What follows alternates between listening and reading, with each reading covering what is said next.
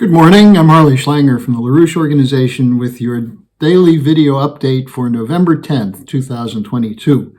This is going to be an abbreviated update today because I have to rush out to get to some meetings. And tomorrow I will have an update on the U.S. midterm elections. There's still votes being counted in some key races. And also I'll take your questions, so send them to me at harleysch@gmail.com. But I want to report to you today an extremely important development involving the Committee to Combat Disinformation Mirotvorets, the hit list or target list or kill list put out by the Ukrainian National Security and Defense Department, but which is actually, you can see the hand of NATO behind it in terms of the targeting, as well as the State Department. And this is funded by money voted by the U.S. Congress to fund government operations in Ukraine. On the Mirotvorets list, there have been people who have been murdered, including Daria Dugina. Now, on the CCD, the Committee to Combat Disinformation list, there are now 90 plus people on that list, including at the number one position, the founder of the Schiller Institute, Helga Zepp-LaRouche. There are 30 others who were involved in Schiller Institute conferences out of the 90, including Diane Sayre.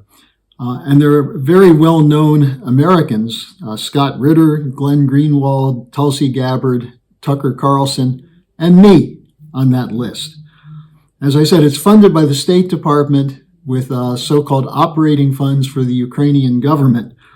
The State Department and U.S. officials, including intelligence officials, have participated in its conferences discussing the targeting in Kiev.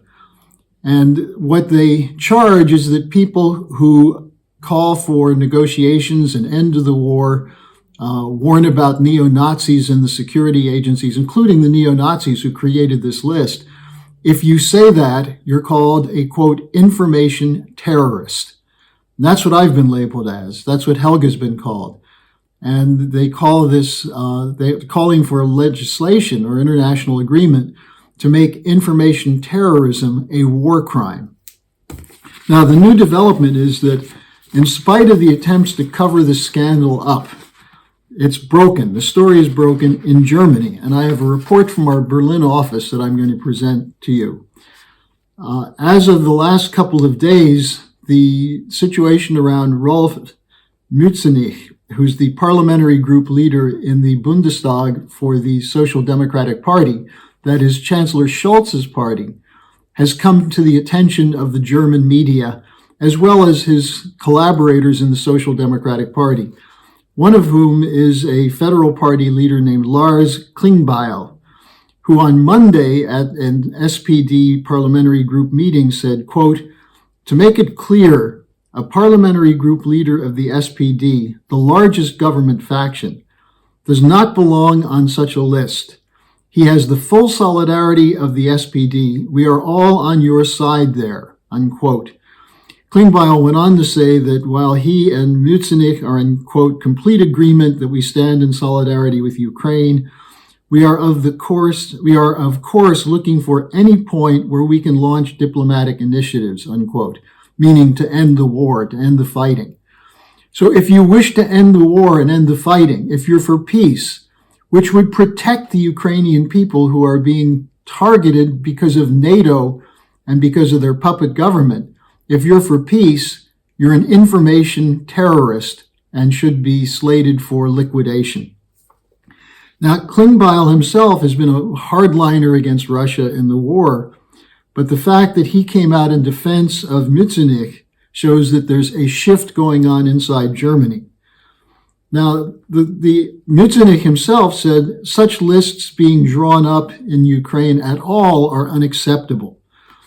And he said that those who have been attacked for spreading narratives supposedly consistent with Russian propaganda, Mützenich himself was identified for advocating a ceasefire.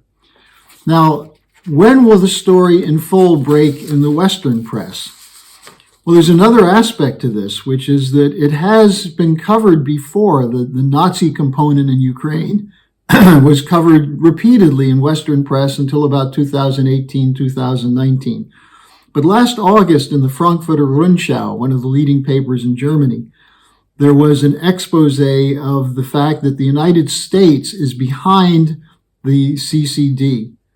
And this is significant because in that article, in a follow-up article, I should say, it identifies Andrei Shapovalov, who's the acting director of the CCD, who said, quote, "People who intentionally spread disinformation are information terrorists." What about the people who spread disinformation about Russia, who spread disinformation about the actual situation in Ukraine? Shapovalov said that information terrorists must know that they will have to answer to the law as war criminals. Now, it's crucially important that this is now out in the open in Germany, because there's a big fight in Germany over whether to continue to support Ukraine. There's a big fight over whether Germany should decouple with Russia, an even bigger fight now over whether Germany should decouple from China. And the war hawks in NATO, including the top people in the Biden administration, are advocating a total break with Russia and China. And they're advocating, in many cases, the idea that we need a two-front war capability to confront Russia and China.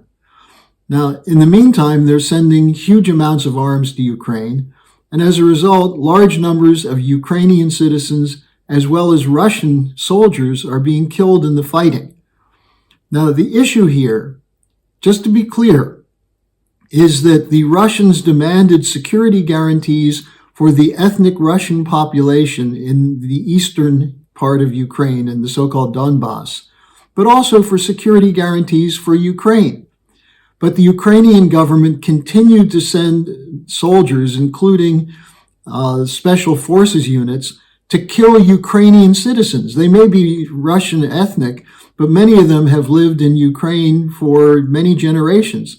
These are the people who opposed the coup in 2014 and as a result became targets of the Ukrainian neo-Nazi forces and militia.